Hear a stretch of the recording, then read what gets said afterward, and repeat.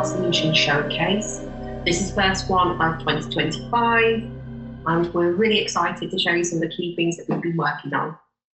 Joining me today, we have Andy Green, who is our Jadu Connect product owner, and Paul Stanton, our head of UX, AI, and R&D. And I'm Sarah Backhouse, the Director of Product at Jadu. So we're starting this session with Jadu Central. It's been a very busy quarter in the Jadu teams. We've done a number of key releases and expanded our features. There are 4 items that we would like to cover today: direct debit adapters, our new origin theme, expansion of the menu manager, and our new event bookings functionality. Starting with direct debit adapters, we have had PayBridge adapters for credit cards for a number of years, and I think all our customers are very familiar with being able to add adapters for the payment providers that they happen to have to connect with, and being able to have multiple adapters on their systems. But since its inception, for our direct debit adapters, we've only been able to support one adapter through bottom line BPS. And we have recently changed that functionality. So now in Jadu Central 3.3, we've added in a framework for direct debits. And so from this point onwards, we have an adapter framework which we can extend. The existing bottom line BPS adapter will be installed out of the box, but we can now duplicate that adapter. So if there are settings for multiple organizations using the same platform, we can support this. We can support different adapters with different products. And we've also really looked at our direct debit functionality. And whereas before it was very much linked to our user accounts and our user authentication, we've reassessed that in terms of different patterns, different ways that people are building their forms. And now direct debit features are optional as far as sign-in, and they inherit from the form that's in use. So if we quickly jump into my application to release this, I've got a quick form set up for signing up for our ringed-in subscription. This will look very much as it does at the moment. For the end user, this functionality looks very much the same as it has in the past. There we go. So when I start my form, postcode look up, choose property. I now have a button to create my recurring payment. This next, when we go to set up, this is our demo system just for me to be able to progress this payment. And this would go off to a supplier, and then our direct debit has been created. So on the front end, there's not a lot to see for our users, but we have moved our bottom line BPS settings out of the integration hub, and now they live within PayBridge. So if I open up the settings of PayBridge, we now have a bottom line BPS adapter, which is showing in here for configuration. And if you needed alternative bottom line BPS setups, you can have duplication of that adapter. Or if you wanted to investigate alternative direct debit suppliers, those can be created and installed into PayBridge, as we have in the past for a number of different payment providers for credit card payments. If we head into form, so we create services for those in the same way as we always have. Where's my form? There we are. When we head into rules and actions, these are the way that they've been historically. There's not an awful lot of difference around these. However, we have made some changes under the hood, so to speak. So now if we're creating one-off payments, we need to create that direct debit prior to setting up a one-off payment. And wasn't super visible in this process flow, but if the control of logging in is where it always has been in terms of this registered users only function, I can disable this, and if I then completed this form again, I can set up this direct debit without having to have first created an account on the Jadu website or signed into the Jadu website.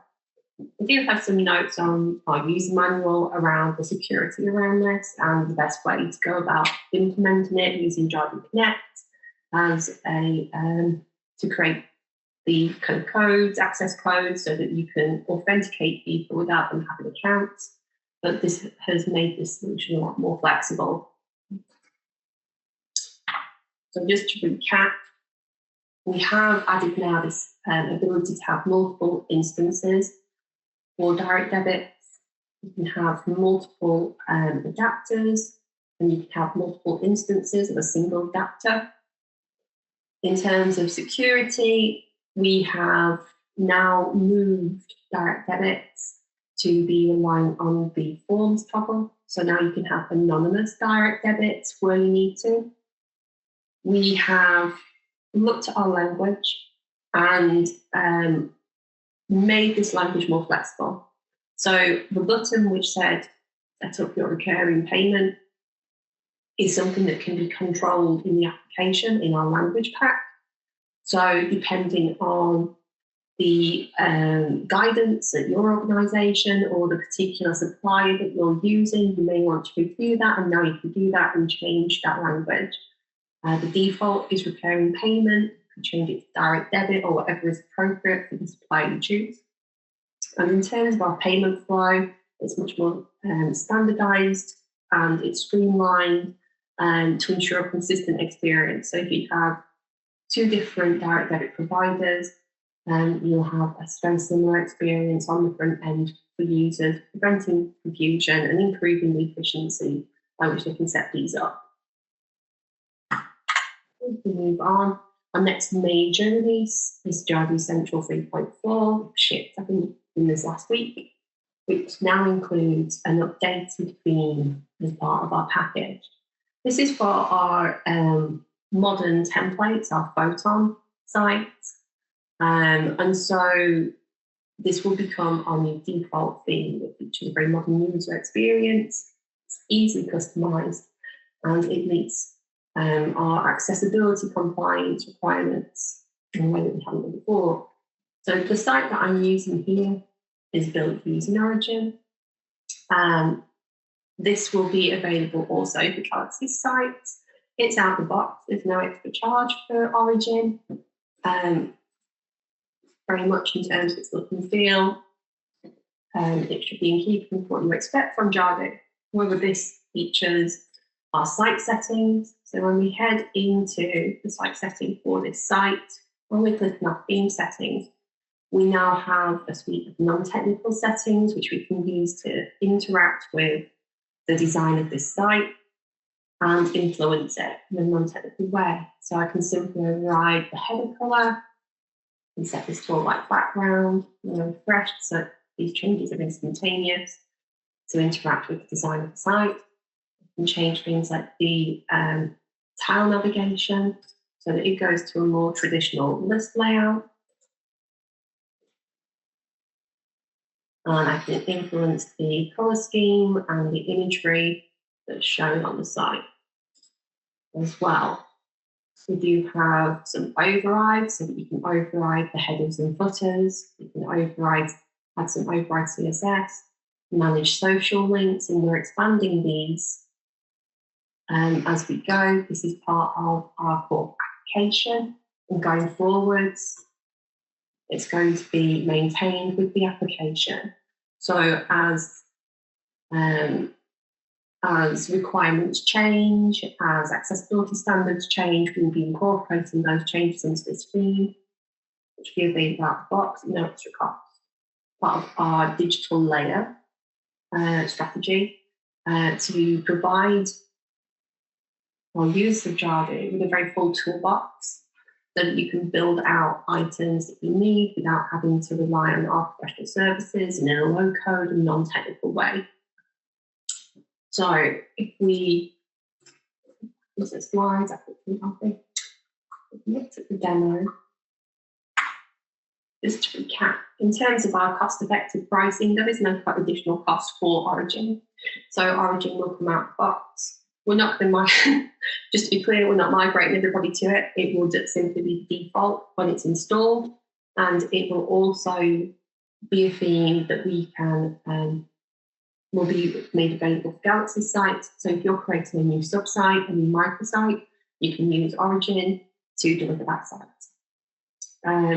It is a personalised experience. You can go in and make these sites look very different from another, personalise it to your particular requirements, and we are going to be incorporating new functionality such as the menu manager functionality to give you even more flexibility and more power as the development of Origin goes on.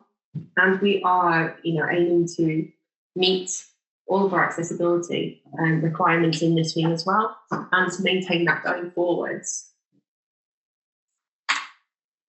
On Menu Manager, I don't have a demo of this one, unfortunately, but hopefully we'll be able to provide that soon. We are working on Menu Manager to bring it out of the beta area of our application and make it a mainstream offer. As part of that work, we are expanding and stabilizing that functionality in order to make it production ready. So we've moved it outside of the beta section of the application, but you will still need to enable that through our admin privileges area of the application. We've put caching and other items into this functionality, which was missed out when it was in beta, it wasn't required when it was in beta, but we're making sure that it can handle the full impact of a Jadu website. It's been expanded so that it can handle multiple menus. And we're also adding in key functionality like support for our document editor, support for images, and support for class names, which you can associate with areas of the taxonomy, which will give you much more design choices, a much wider array of design choices, and we'll be incorporating those into our Origin theme as well. And finally, on the central side, we are still in the process of rolling out our improvements around event bookings and expanding our flexible event booking module. So we have segmented pricing, which has been included, and we are looking at improving the navigation, and we've also reworked our preparing bookings feature to streamline this process. If I quickly demo this. So this is delivered through Forms and our integration with Microsoft Office 365. When I begin this form, I'm going to collect a few details, what's required, and then I can head in and select a calendar in which to make my booking. It loads up the availability of this particular room based on the calendar in Office 365 and also the stored values in Jadu Central. And so I can select a slot that works for me if I wanted to. I can also make that repeat. You can set up multiple bookings in one session. When I click next, it's going to show me a quick summary of the pricing before I proceed into payment. Again, we've got this hooked up to our test system. Payments are, I'm just going to succeed that payment and okay, successful, my order is complete. And when I go into the control center, we have a new event booking section where I can manage all my bookings. I've set up one place where you can have calendars associated. So I've got an imaginary community hall, which has a number of calendars related to the different rooms that could be available. You can see the bookings that have been received for a particular room within this area. And we can change these, cancel these as we want to. I'll go back into manage bookings. We have, as we had in the past, configuration rules for a particular event. So got a standard config that all of my rooms are using, which tells the system when these rooms were available, so I can accept bookings within particular periods. And how long the minimum booking time is, and whether or not I need a buffer between each booking that I take, for example, to reset the room, to clean the room, to lay it out if necessary. On top of that, we have now pricing. So pricing configuration was not available within our previous bookings functionality. With this, I can set up pricing rules. So I can select days, months, hours that these pricing rules apply to, and set the amount that this particular price is linked to. And then I can also set segments. So I have a segment set up for charities, for example, and I can link this particular rate to a charity if that's applicable. I'll go back and show you these charity segments. So you can set up segments, for example, for charities or business, or whatever works within your pricing. They can increase or decrease the rate for a particular booking, and that can either be as a percentage or as a flat fee. So when I take in my form, when somebody starts that, if I clarify that this particular person completing the form is a valid charity, I can pass this through the status into the component, and it will then calculate the appropriate rate for that person. They can then pay in front of them. Flexible event bookings is fully integrated with Jadu Connect, and so while we have a basic, you can manage bookings completely through Jadu Forms. It's really improved by integration with Jadu Connect for a full bookings experience and for a full workflow. So just to recap those features, we've got segmented pricing. So different pricing rates can be shown for businesses, charities, members of the public, sports teams. We have enhanced navigation. We've made some changes in this latest release to make this even more user-friendly on the front end. We can repeat our bookings. So a sports team can make bookings for an entire season if necessary. And we have conflict detection. So if somebody puts in a booking and one of those days is currently available, they can then select an alternative available slot and book all of those in one transaction. We are further enhancing event bookings, so there's lots of cool features coming, such as the inclusion of .ics files in the emails from Jadu Forms, so that people can easily add these features into their calendar, and a whole suite of reporting of reports in Jadu reports, so that you can report on these as well. And that is the end of the feature overview. Just to quickly revisit our roadmap. So we've completed Jadu Central 3.3, which was our direct debits functionality, and Jadu Central 3.4, which was our highly configurable theme, which is now known as Origin. And we are currently finalizing Jadu Central 3.5, which includes our menu management functionality. And we're about to go into Jadu Central 4.0. Jadu Central 4.0 is going to include not only compatibility with PHP 8.3, but also an updated variable picker in Jadu Central Forms and pre-filled repeatable controls. Pre-filled repeatable form controls. We're expecting this to be out around July. So watch this space. After that, we'll be moving back into smart mapping. So really working on improving that integration between Jadu Connect and Jadu Central.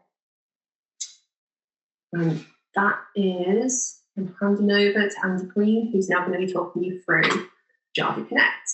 Welcome, everybody. I'm going to just run through what's been happening in Connect. Hopefully you've seen the release notes. At the start of the year, we released SAML-based single sign-on. This helps reduce password fatigue for staff users, improves the security of your application by using centralized authentication, and aligns with organizational IT policies. We're really happy that we've released this. We can really see the benefits of this. We support all major identity providers, particularly the Microsoft suite of identity providers and Shibboleth. It's only available for staff users at this moment in time, and we will be making it available for all accounts from the next release, which I'm expecting at some point next week or the week after. So then from that point forward, you'll be able to make use of this feature. The other feature that we've recently released is the ability to manage shared filter sets. So filter sets,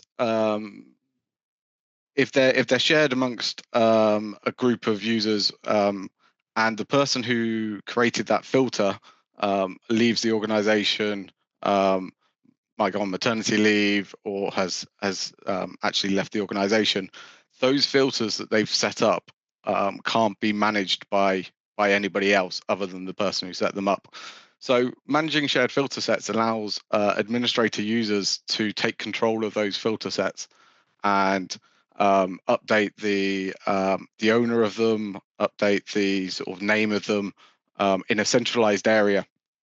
So this really helps where if you've got orphaned filter sets, you can do bulk editing of these filters as well. So I'm just going to move on to the demo. So I'm going to start, not on that screen, I need to come out of the slides. To just show you the SAML configuration. So when you sign into Connect, if you go to System Integrations Hub, once we've made it available, there will be an option to set up SAML admin authentication. And in here, we can enter the details required to integrate with our third party. So there's a number of settings within here that we can set.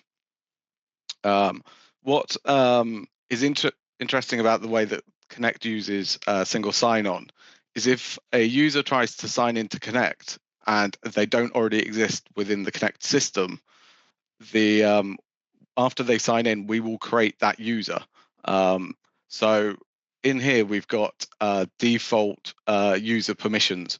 So these would be the permissions that user will initially receive. Of course, afterwards, they can go and have elevated permissions.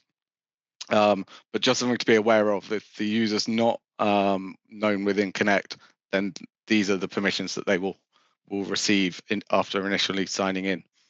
So I'm going to just show you how it works. I'm going to use Shibboleth as the identity provider.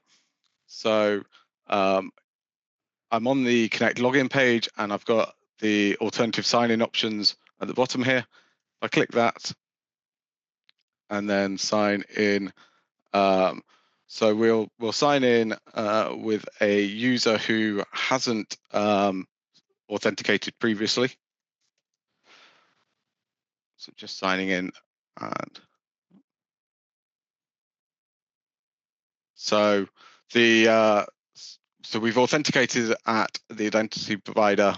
That's sent us back to Connect, and we are now signed in with the minimum level of permissions.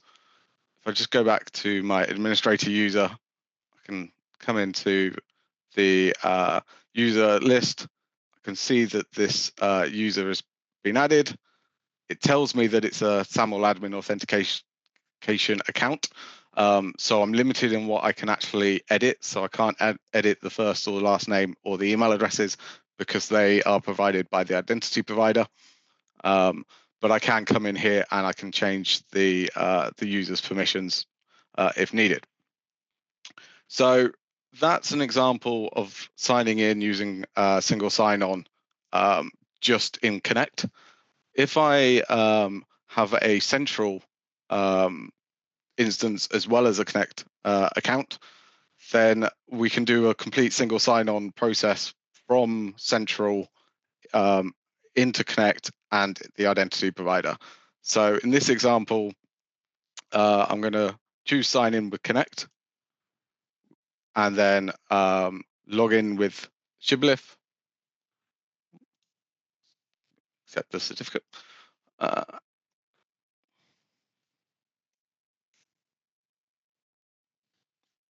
Just log in with that. So I'm now signed into Central, but I'm also signed into Connect at the same time. If I just go back here to the integration settings, we can bypass that that Connect stage, so that when I sign in from Central, you won't see the Connect login page. It will go directly to the identity provider, and then you'll be redirected straight back to Central. That's controlled by a setting under the identity provider, and it's bypass login page. So if that setting's enabled, it will be completely seamless for your users. They would just sign in using their identity provider credentials and be logged into both systems. The shared managing of shared filter sets is a sort of module page that you need to allow your role to have access to. But once they've been given access to it, we can go to shared filter sets, and this will list all the filter sets that are shared with either everyone in the system or specific user groups. Here I've got two. I can go and rename a filter, and then once I've saved that, that will update wherever that filter is being used with that new name. I can also change ownership of a filter. So in this case, I am changing it to myself. So if I change ownership, then that filter has now been taken away from Jadu Builder 2, and the ownership has been passed on to me. So you can do bulk changing on this. So I can reassign multiple filter sets at the same time to a new owner. It's particularly useful in terms of if a particular user has got lots of filter sets that you want to change the ownership on, you can do them in a bulk change. So just go back to the slides.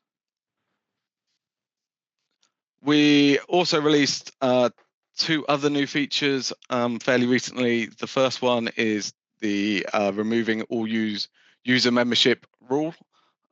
This is a new rule which will allow you to delink all the users, all case membership users in one go. Useful for workflow reassignment between teams. So if you've got certain team members who are working on a case, and once that case has progressed in the workflow, you need to remove all of that team and assign a new team. It can be used in that sort of scenario. It's available as a rule action, so it can be triggered based on the standard rule conditions. Really, it kind of forms part of sort of an ongoing piece of work. There's a kind of a sibling rule action that we're planning to release soon, which I'll discuss more in a minute. But that allows you to multiple add users to a case, so the two kind of go in hand. The other feature that we've released is a new field type called email list. This allows you to capture multiple email addresses in a single case field. Each email address added to the list is validated on its own, and any errors are reported. But it improves the efficiency. You don't have to have multiple case fields, each containing a single email address. You can have a single case field with multiple email addresses in them. This will, if I go on to the next slide, that will feed into the multiple user assignment assign email list rule. So that new rule will take that email list field, the email addresses within that, and assign users based on those email addresses to the case. So what we're really opening up here is dynamic case membership from a form. If you've got a form, that form can pass in that email list, and Connect will read that email list.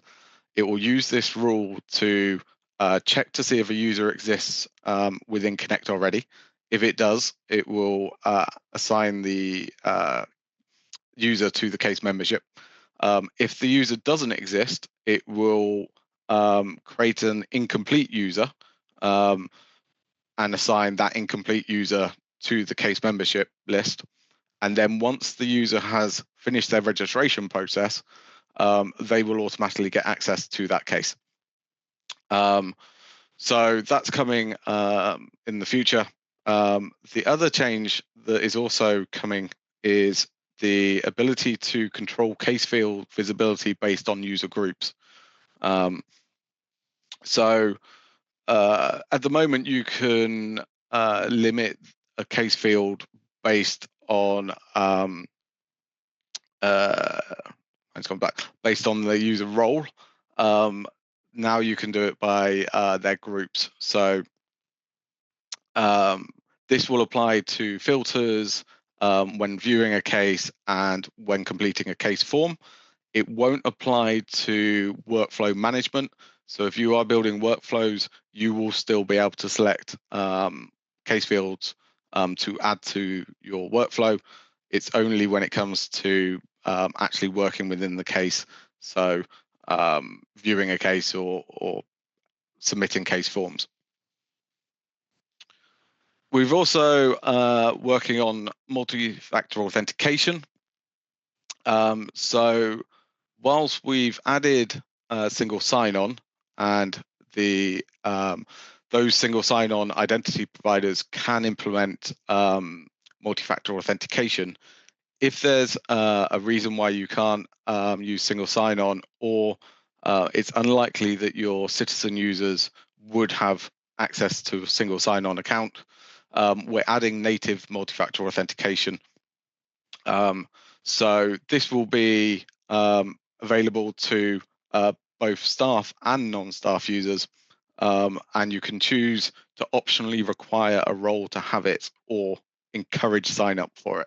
So you may choose to require your staff roles to enable MFA, but for your citizen or your public roles, you may want to make that optional for them.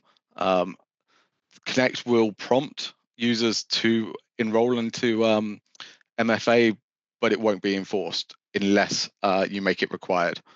There's going to be initially three types of authentication methods: SMS, which will require an SMS integration such as GovUK Notify, email, and your standard authenticator apps like Google Authenticator, Microsoft Authenticator. Administrators will be able to configure how the MFA works, so we can set a maximum number of failed attempts before an account is locked out. There'll be some intelligence put in there to search for suspicious activity, and there'll be audit logs for any MFA related activities such as sign-in, failed sign-ins, changes to users' MFA or account details. So that's being worked on at the moment. We've also started to look at configurable payload for webhooks. So at the moment, when you set up a webhook and that's consumed by your consumer, Connect is sending all the information it has about a case.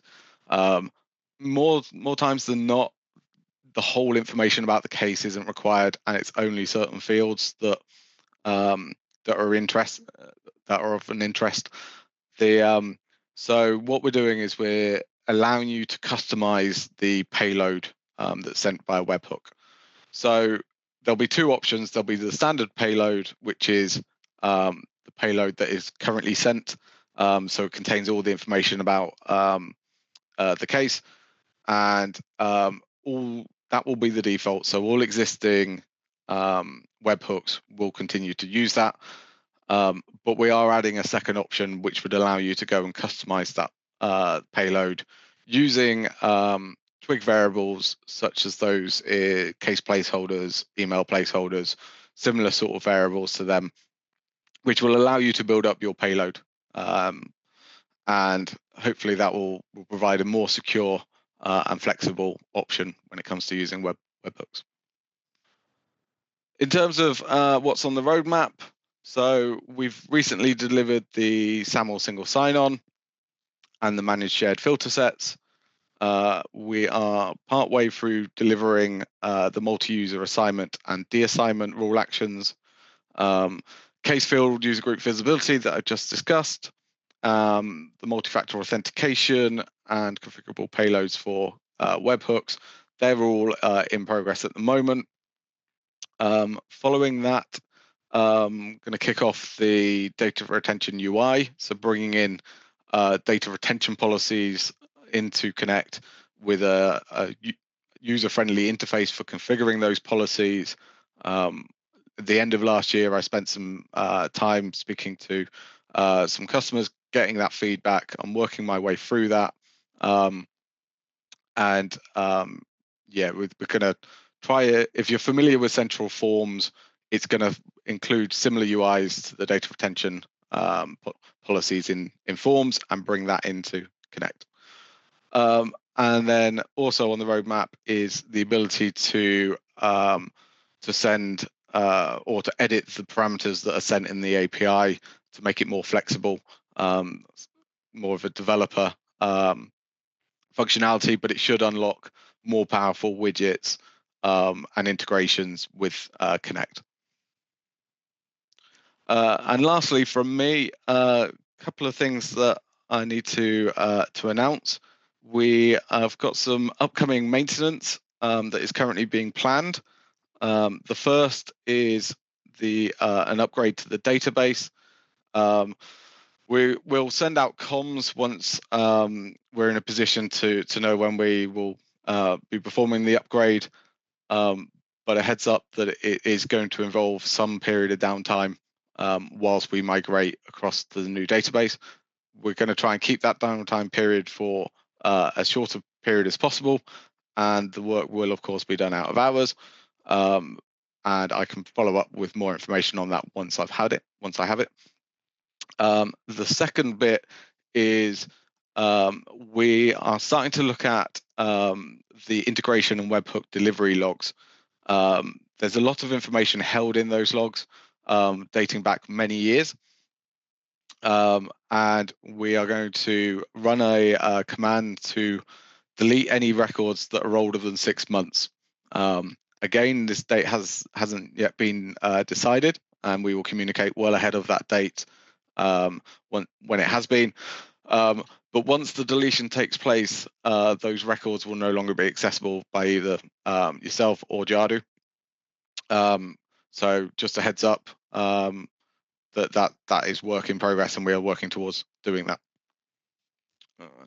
And I think I'm now passing over to Paul. Thanks everyone for sticking around so long. We are in the final stretch.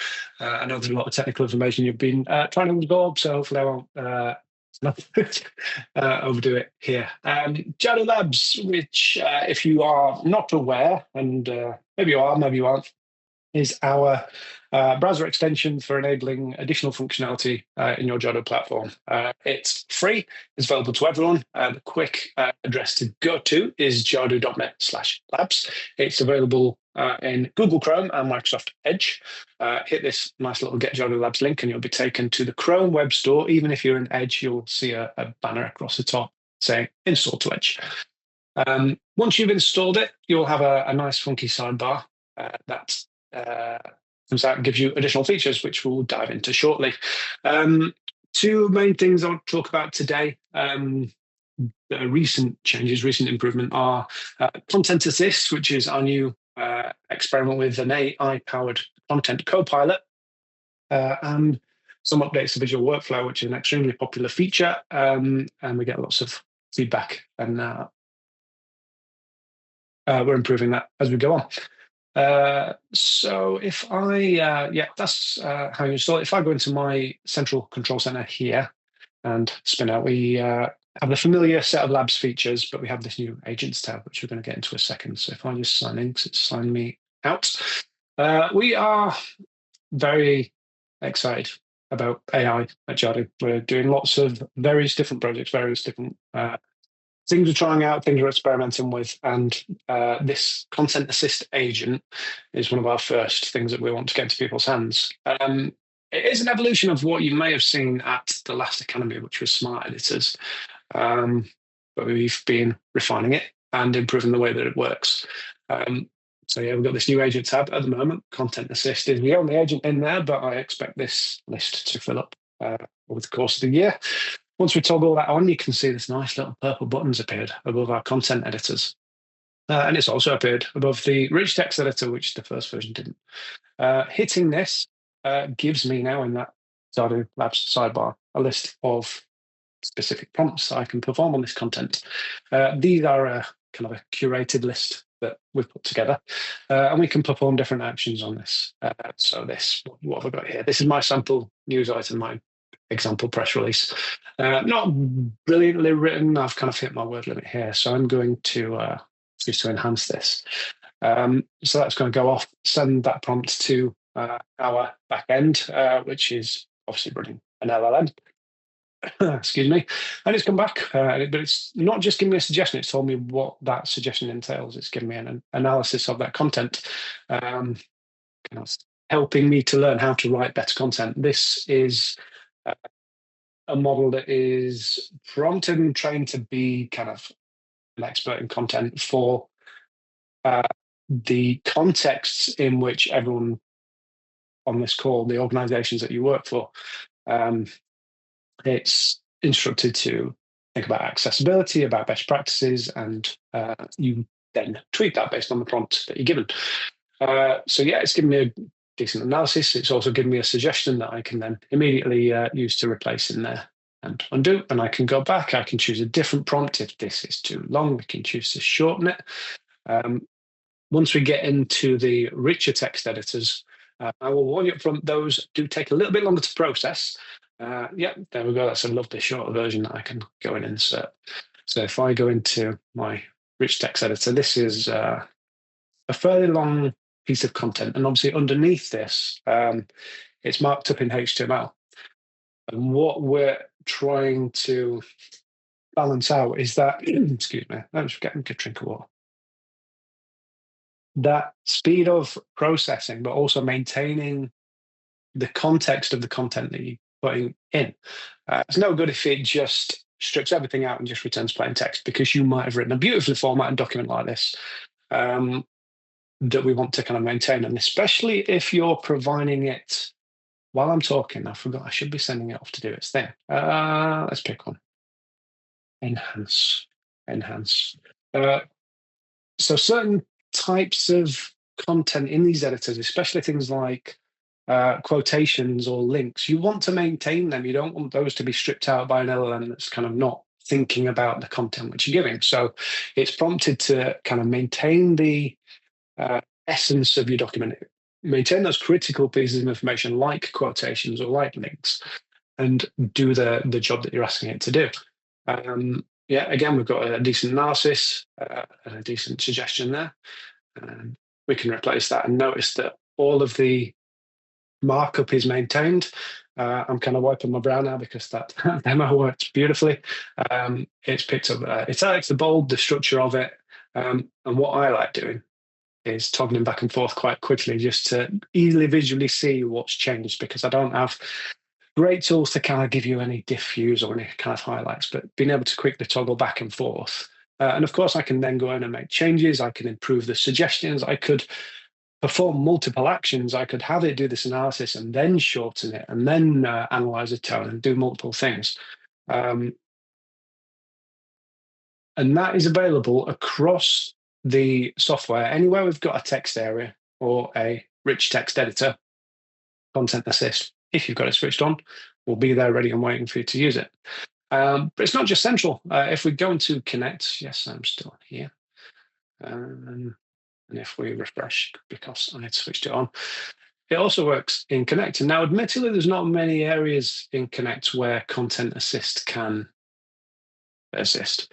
But certainly case timeline messages. What's really funny, I've put a sample reply in here, and I asked ChatGPT to give me a sample response, a couple of hundred words that was had some maybe spelling and grammar mistakes, maybe it was a bit defensive or argumentative, just to demo this feature. And if I hit Content Assist, I'm going to show what's nice is if you don't have it open, if you hit Content Assist, it will pop up for you. And I'm going to use the analyze tone prompt here.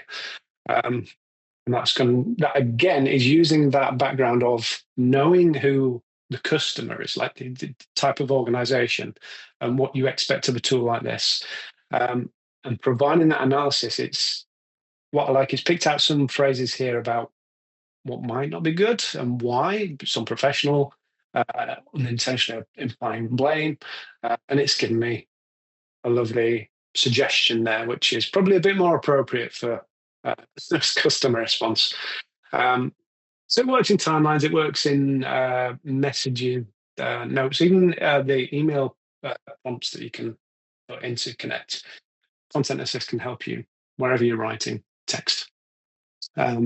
Again, through Labs, this is an early access feature. Try it out. Please get back to me if it's not giving you maybe results you would expect, or if there's any improvements. Been working with quite a few customers recently about certain features to find little edge case bugs. I'll give a shout out to Daryl. I think I'd spotted him in the chat, who was raised an issue with me yesterday about Content Assist breaking that I couldn't replicate. But testing this coming in, I managed to replicate that, Daryl, and it's fixed, and that'll be out probably overnight for you to try properly. The next feature which we were talking about was the visual workflow improvements. If you have used this before, you will kind of know where I'm going with this. Let's pick a case type. So case type is quite a complex beast at times, and it's made up of statuses and transitions and forms, all of which are linked together in a way to build a workflow. And the current way you look at this table is all the things linked together. The transitions table is key. It shows you list transitions, where they come from, where they go to. Forms are similar. They are linked to transitions, and quite hard to keep track of all that information in your head. Click on visual workflow, and it's all mapped out for you. All beautiful. But what's changed in this version is previously this diagram was only available in the transitions tab, which, while useful, wasn't as useful as it could be like it is now, where we can go through statuses, we can go back to the general tab, and our diagram's there. So if we're working with statuses, we can kind of keep this diagram in mind. We have new options like the split view, which if you have a widescreen monitor is quite good because you can separate things out, and a new top-down rendering option, which lays your diagrams out that way. If your brain works that way. I'm not entirely sure mine does. I kind of prefer this left to right, start to finish thing. But again, some shout outs. Carrie, who again is in the chat, pointed out a couple of issues with the routing, especially more complex diagrams that weren't obvious and might have been just specific to that workflow. But she got in touch, managed to fix that bug, ship it out. Happy days. Let's show a more detailed case type to show that. Lovely diagram. Corporate compliance is quite a big one. And notice there that the settings that I put in before to choose that split view have saved and persisted, so that you're not having to constantly reset that anytime. I'm going to put it back to stacked, and I'm going to zoom in, and we can see our lovely animations going on. Again, these have been improved thanks to customer feedback and bug reports, and it all should work nicely well in dark mode as well. And David is again on the call, and while we're in this, he raised an issue with these radio buttons in dark mode, which I fixed while I was listening to Sarah and Andy. So again, do be involved. If you are a Labs user, it is early access with a lot of these things. It is experimental, but it's a chance for us to rapidly iterate based on your feedback as well. Again, any ideas you have in terms of the potentials of AI across Connect or Central, certainly interested in hearing opinions and ideas on those. We've got 1 million of them already, and I'm sure everyone on the call will have 1 million more, and you haven't seen even the start yet. So try Content Assist and see how you get on with that. And I think that is my demo done. Thank you, Paul. Thank you, Andy. We've seen some great demos today. We do have a couple of questions, but just to reiterate, we are really working so fast at Jadu at the moment to embrace AI, embrace automation, and to be truly trying to drive innovation in local government and pass that back to you guys. I think you're going to see some really exciting things coming through our pipeline shortly. Thank you so much for your time. I think our next update will be at our in-person Jadu Academy, but we'll also be doing these features throughout the year, and we'll look forward to seeing you there. Thank you so much for your time. Goodbye.